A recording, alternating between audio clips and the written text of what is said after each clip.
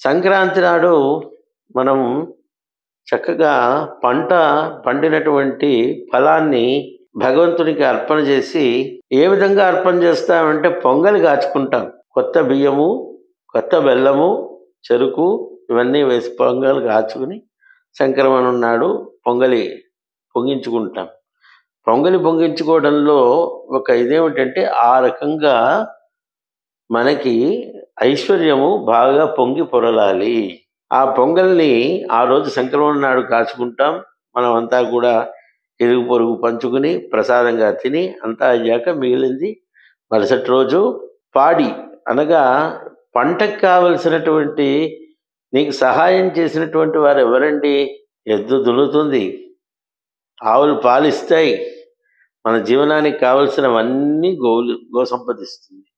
కాబట్టి ఆ రోజు గోవు సంబంధించిన వాటిని అన్నిటినీ మనం సేవించి వాటికి శుభ్రం చేసి వాటిని అంటే మనకి ఎవరైనా సహాయం చేస్తే మనం ఏం చేస్తాం? వారికి ప్రత్యుపకారంగా గ్రాటిట్యూడ్ని మనం తెలియచేయాలి.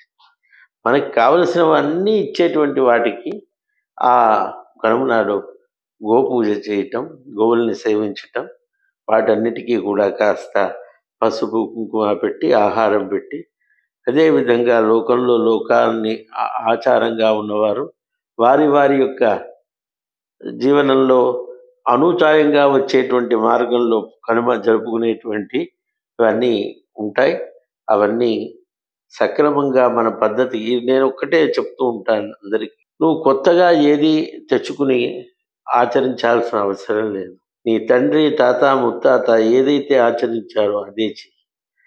ఆ స్వధర్మం అదే నిన్ను రక్షిస్తుంది తప్ప కొత్తగా ఉన్నవటో తెచ్చుకుని మనం లేనివి తెచ్చుకుని హడావుడి పడాల్సిన అవసరమే లేదు.